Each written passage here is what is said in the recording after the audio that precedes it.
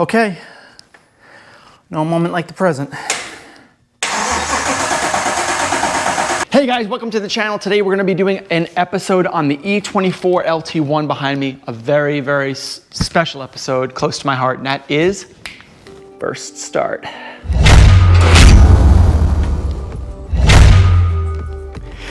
Now let's just catch up on where we are here. We installed the wiring harness and we have the ECM, the electronic control module, installed here. And this is probably where it will end up getting installed. But to catch up with where we are, we installed the battery cable that goes to the back of the trunk. We need to install the battery, but we do have a power positive terminal right here. This terminal is aluminum, which is a great conductor of electricity, and it's separated by standoffs. These red things are standoffs, and they're isolators from the chassis. So this is actually going to be 24 volt hot. I'm gonna have a cover over all that to make sure that everything is isolated. But right now, we're gonna take this cable, we're gonna be putting it against this and making a lug right here so that this can actually get hot and it goes to all the other things. Now what it goes to is, this red one here, it goes to the fuse box and the ABS. That's what this is here. I kind of spliced it in and got that installed. So now the car will have power. And this guy here is a large gauge cable that will end up going right here. That'll connect to our starter and our alternator both on this side of the engine. So that'll end up going to our start. And we have a couple of other cables here that we need to talk about really quick. This is a very important episode because a lot of wiring is required here. And I want to try to be clear with the wiring, but not give too much of the information away where it might not be applicable to your specific swap. This is a very important little bundle here, and this actually was hardwired into the fuse box into the Camaro, which was located in this area. And all of these purple wires here are essentially the power for the ECM and the injectors and the coils and everything like that. So this all needs to be hooked up to switched power. So when you turn the key on, it actually turns switched power on, powers a relay, and that relay turns all this stuff on. So the ECM will end up getting hooked up to switched power. There's also another guy right here, this red one with a green stripe, that is actually going to be going to positive battery. And then of course you have another wire here, which is this big fat yellow one, which is our most important one. And that is actually going to be connected over here to our fuse box. That's actually our start wire. When you turn the key on to start the car, that activates this and it goes to the solenoid of the starter. The other two connectors that are body connectors are these guys. This is X152. This is a white connector, and this is X150. This is a black one. And we also have the mating connectors with their pigtail, so we can easily splice into them. And these are basically a lot of CAN wiring. This has information about connection to the fuel pump control module and things along those lines. So we do need to hook up a few of these wires in order to get everything to connect. Now, in order to facilitate First Start, we need to talk about what we've done on the fuel side, because the fuel pump is very important to integrating and getting this thing started. In the last episode, you saw that we had installed the fuel pump into the tank, and we got the pressure sensor installed. And what we haven't done was install the fuel pump control module, which is the kind of like for the BMW term of EKPS. It basically takes CAN data from the DME and it outputs a specific frequency, or PWM, pulse width modulated signal, to the pump.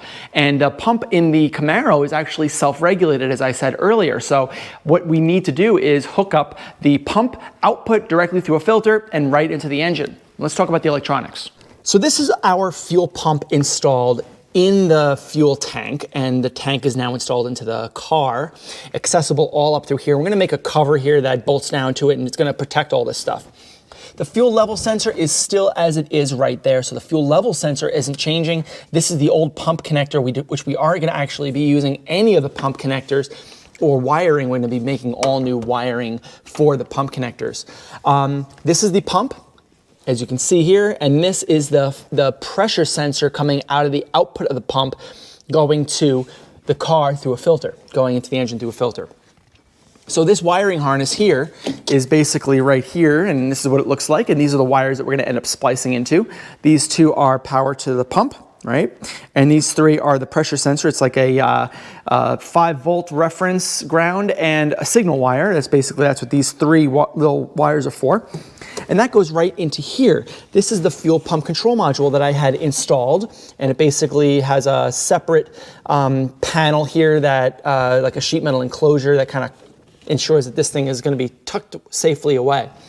Now the connector for this guy is right here. And this connector just kind of goes in like that, and it slides right in. And these wires here are going to end up getting connected to these specific wires on the fuel pump control module. And what you need to do is make sure that the pump gets actual power, and the power comes from these 2 wires, the red one and a black one, and that goes directly to battery, which is located right here now. So we'll be able to hook up a positive battery and negative ground that goes straight to these wires. So this will always be providing power to the pump, and the pump output will end up going through this shielded cable right here. You can see this shielded cable, which is the black with the green stripe and the gray one, and that goes to obviously these guys. And then of course the 3 sensor wires. But there's more to it than that, right? Because the fuel pump control module needs to talk to the ECM. And there's also a switched power signal to turn this on. So it's not just as simple as hook this up to that. You also need to tie this into the ECM itself. And what we're going to be doing for that is we're going to be routing some cables from the front of the car to the back of the car. Now this is a data cell cable. There is a link down in the description that has how to purchase this. And basically, I actually have used this for work many times. It's a CAN cable. It's shielded, so it's got 2 wires, a high and a low. High is the yellow and low is the green, and it's shielded. And that will end up connecting to the X150 connector for the CAN connections. I've also routed 2 independent discrete wires, one green, that's going to be my switched power on, it's going to turn the fuel cell control module on when I turn the key, and also a spare, and I figured that a spare would be useful. And the way that I've routed these is alongside with the battery cable is going all the way around, down in here through this grommeted hole, down through the into the glove compartment. From the glove compartment, these 3 cables all come down alongside the side rails, goes underneath the seat, into the seat. The battery cable gets grommeted, and that gets installed down in there, and the other cables get grommeted, and they get installed through the back of the back seat firewall, and that goes to what you see right here. So this is the CAN cabling and my turn on wire. That all is going to end up getting wired to this, along with this.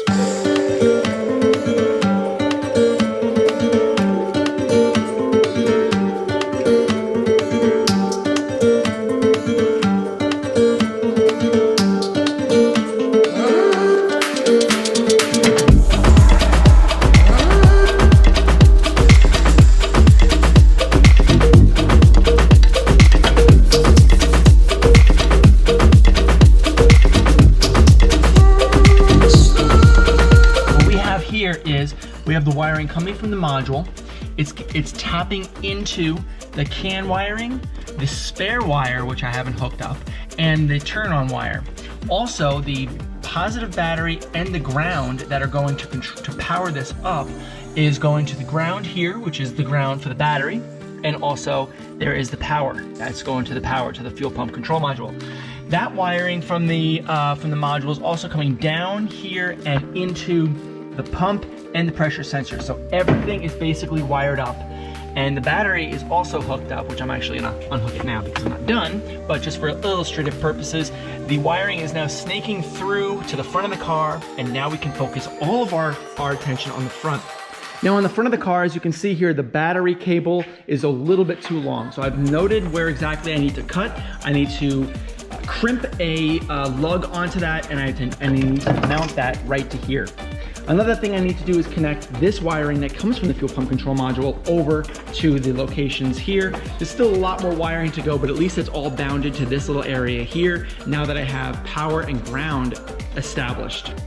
Okay, so I believe I've done all the wiring per my schematic that I have defined from looking at the schematics and wiring diagrams from the LT1. As you can see, I have my accelerator pedal, 6 wires basically ready to go into the X150. Also coming out of the X150 is your your white and your blue CAN wiring. So that's also going to this guy here is the fuel pump control module. And this here goes down to my OBD2 port. So the OBD2 port here has my CAN high and low, has the 2 black wires for ground, and then it has the 1 wire here for power, basically constant power on.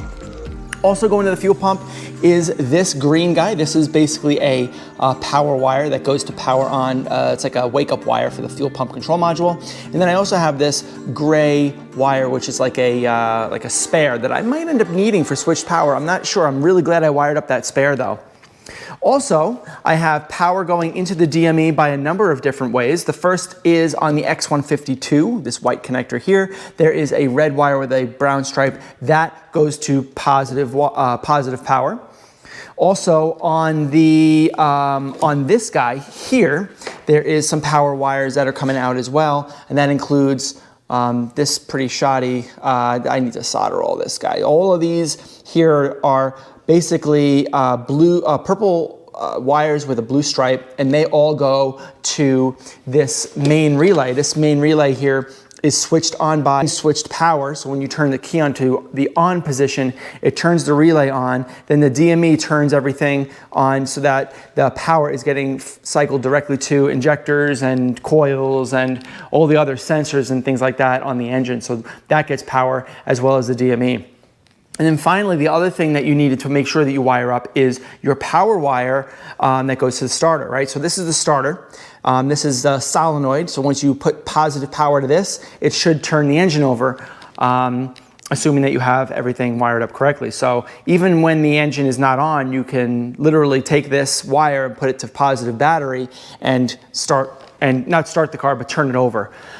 So the electrics are basically pretty much done here. The only other thing that I needed to do was I need to make sure that all of my grounds on the engine are tight.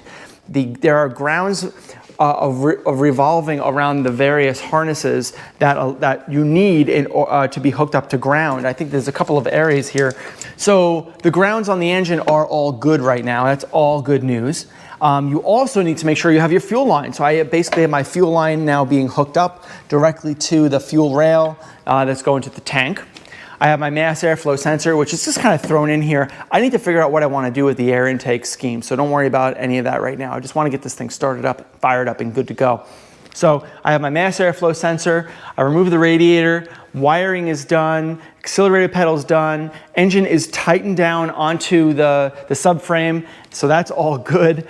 Now I just need to add oil and fuel. And I think that I'm basically ready to hook up HP Tuner through the OBD2 port and make sure that I'm actually able to communicate to the ECM. So the goal here is to really just fill up the car slowly with oil. You have a Holley oil pan, which is an aftermarket oil pan, so you have to be careful about, filling up too much. And now we have that dipstick, so we can check the level of the dipstick. The important thing to note here is that you want to turn the engine over manually without turning the engine on and check the level of the oil intermittently so that you know exactly how much oil you're putting in.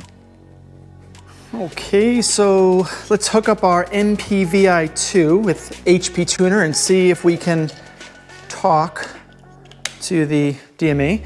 Now, in terms of power and grounds, I think I've got every power hooked up. This is basically my main relay, as I stated earlier, and this gets kind of hooked up to the ground, right? And switched power is already on, so the key's like already clicked on. That's what this green wire is, that's our switched power. So when I put the yellow wire on the opposite side of that to ground, then it takes this battery and then it cycles that battery and powers up the DME. So I have my switched power right here, and I need to connect it to like a location on the strut tower. So I've got this guy. We can kind of do it like this. You can hear the relay clicking a little bit. There we go, okay. So now I have power here. Yes. So the DME is getting power through this big wire here, through the relay. So that's good. But I don't hear anything clicking on, which is kind of concerning. So I do have the OBD hooked up, and if I were to, I see lights going on. So if I just click read,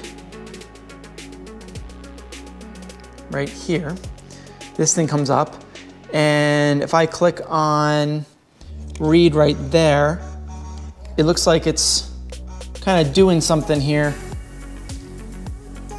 but I get a detect protocol failed. So let's see what's going on. I think that the ECM is, I think it's still dead. I think it's still dead. It's not getting power. I know that this is getting power because the light's already on, right? The light's on, that means that's getting power. So something's going on with the ECM that's not getting power. So I'm going through my powers and grounds here. I mean, I could literally take this guy right here and I could turn the engine over by just putting power to the solenoid. Watch.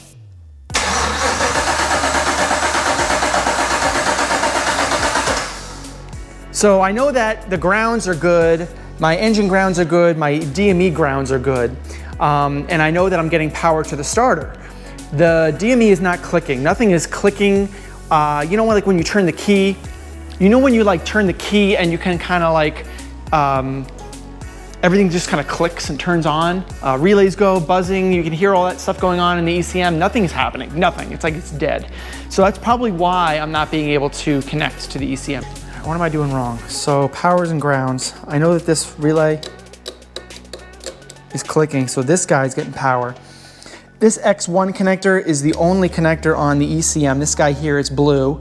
This is the only one that actually gets powers and grounds. That powers the relay, that powers the ECM. So anything that's basically purple is kind of switch power. So I have this guy here through X152. There's two wires that require power. This red with a brown stripe, so that's going to positive battery. And I believe that there's a switched power here that I have to hook up. This is green.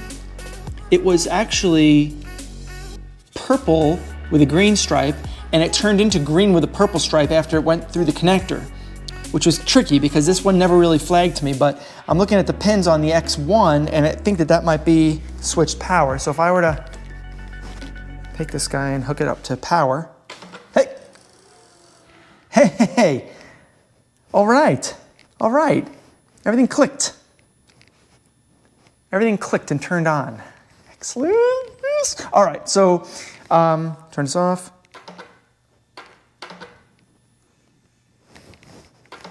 Oh wow, that's cool. All right, so everything's clicking now. All right, so I think that was the suspect wire. So if I were to,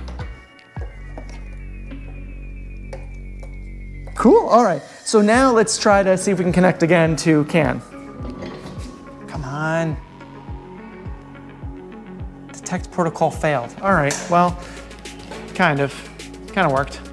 All right, so now I've been struggling a little bit with the CAN communication because I think that that's why I have my HP tuner giving me that detect protocol failure, and it's because it's not getting CAN data. But why is it not getting CAN data? I'm going through the X1 connector, which is this blue one, and I'm going through the connector, the pins 39 for CAN low, CAN high, and then 40 for CAN high. So I'm trying to trace it out to where it breaks out on these connectors, and it's actually pretty obvious here. You can see that there's a blue wire and a white wire right here, in fact, and these guys should go directly to CAN, and I think ideally it does, but I can't find any continuity between these pins here and these pins here when everything's plugged in. And I think the reason is because there is the two CAN wires go from the DME through the harness down into the steering control module, because remember, this is electric steering, or it was, not anymore. And then from the electric steering module, those two wires come in and then back out. That's where it comes into here, right? And that's where I'd have continuity. If I tried measuring continuity from here directly to here, I wouldn't have it because I cut that harness off. So basically I cut it off and I have two wires that are coming down and two wires coming back that aren't being connected at the steering control module. So what I need to do is lift the car up, take a look underneath, and take the two blue ones and the two white ones, connect them together. Then I should have continuity here. Then I should be able to talk to HP Tuner. Just as I had suspected, you have all of these white and blue wires here, and those are all part of the CAN bus. So basically it was just going to open. So I need to tie the white ones and the blue ones together because all I care about is just making sure that the connector up above is actually communicating. So these guys need to be tied. Yeah, so these actually go to other modules like the the brake control module, parking brake module, and which obviously we're not going to be using here. So this is, tying them all together is not a big deal. So yeah, let's do that now. All right, now that I spliced down the wires below by the steering control unit, I can now do my continuity test from pins 39 and 40 to the 2 pins that I'm concerned about right here.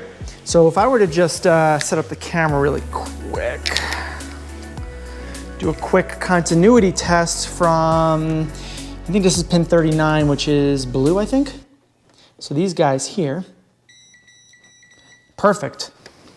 And 40 is right here. There it is. So now that I have my continuity between, now that I know that my CAN wires are actually talking to the DME, or the ECM rather, I can hook up my MPVI HP tuner and hopefully I can get communication at this point.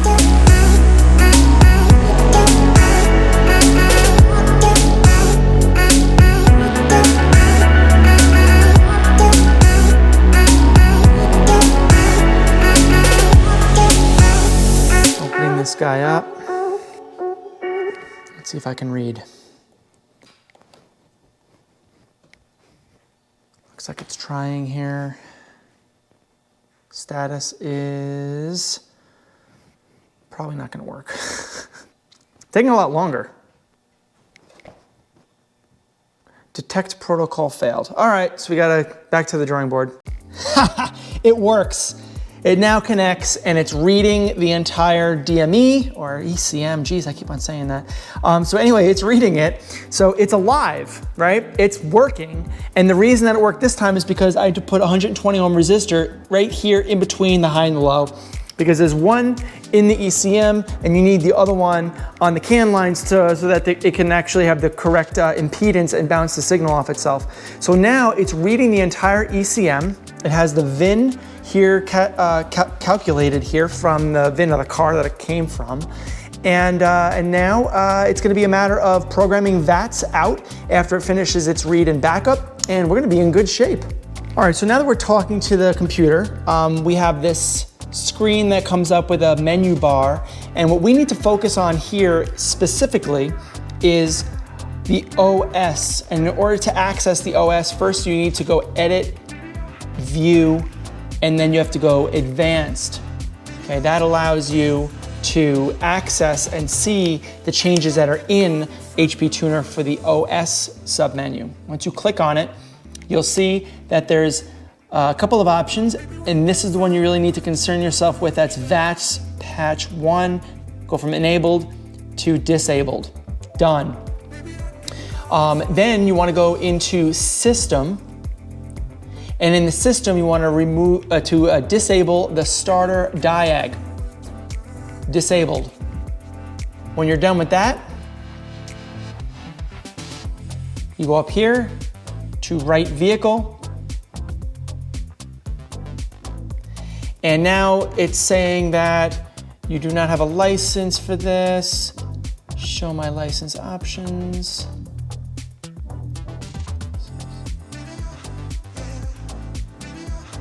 Oh, that's right. So I'm actually going to be licensing this. I have 2 credits available, and I want to qualify those licenses toward these 2 credits. And that's basically it. So if I click OK. Okay, now that I'm writing the ECM for the first time, it's going to be a write entire. If you click on the drop down, you'll see write calibration or do not write. Once I write entire, I can only do it once. And if I need to do it again, I'll only do write calibration, which is the middle option there. That's basically for tunes and options and things like that. But in this case, I want to write entire, and then you just do write. And now it's writing, and it's just taking its time, and it's gonna probably take a while. So I'll get back to you when I'm ready here. Still writing, almost done. All right, 1, 0.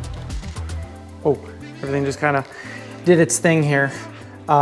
So yeah, you can hear everything. You hear the throttle bodies clicking and everything's kind of going off here. So I think what we need to do now is close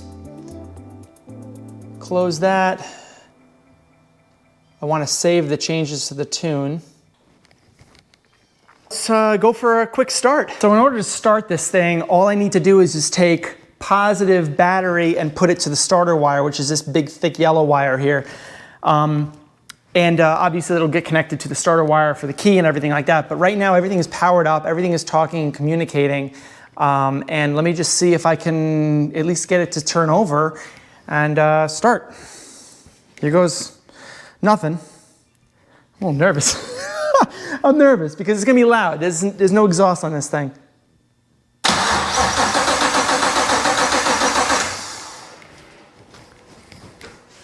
Nope. All right, take two.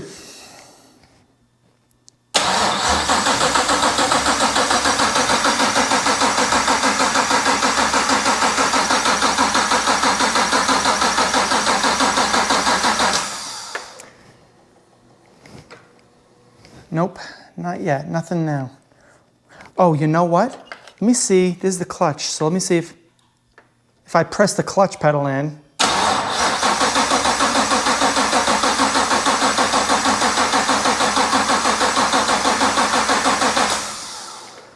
Nope, all right.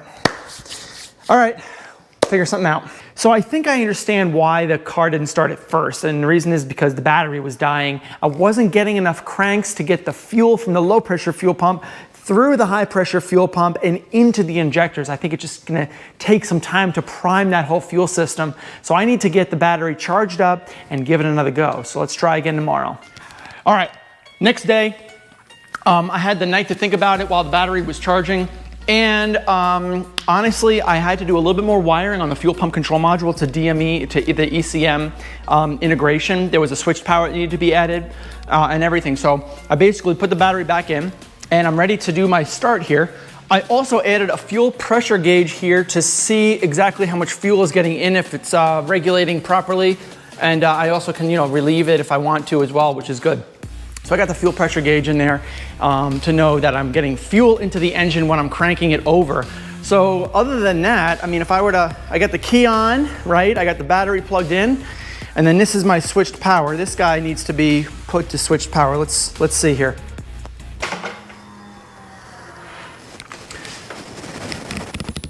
Fuel pressure is on. So let me just make sure that this is actually fully connected, and I think I'm ready for my start. Okay. No moment like the present. Come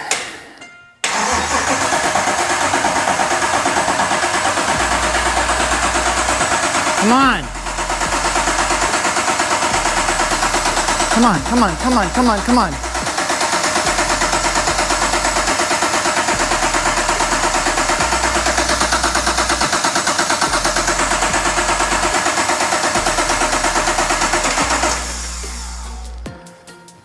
Nothing yet.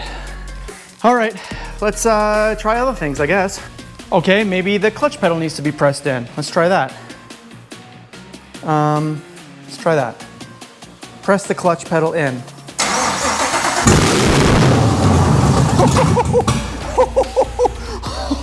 Holy shit. That was it was the clutch pedal. It started, but it didn't stay running. So that's okay. It's all right, I'll take that. Oh my God, okay. It's loud. All right, so let's try this again now that I'm prepared for it, and see if I can get it to at least idle. I think that it's probably some sort of air fuel leak, an air leak on the intake, but I mean, let me see what I can find and try again.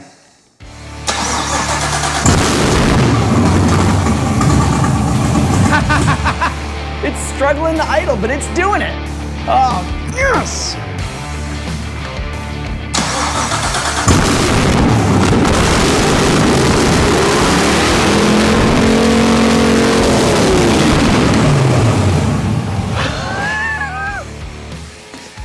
I forgot to figure out a way to turn it off. Oh my God. Okay, so yeah, I got it to start. It runs. That was scary as shit. Okay, next episode we'll fine tune this in, guys. Thank you so much for watching. Oh my God, that's awesome. It's loud. That was loud. All right, I'm out of here, guys. Later.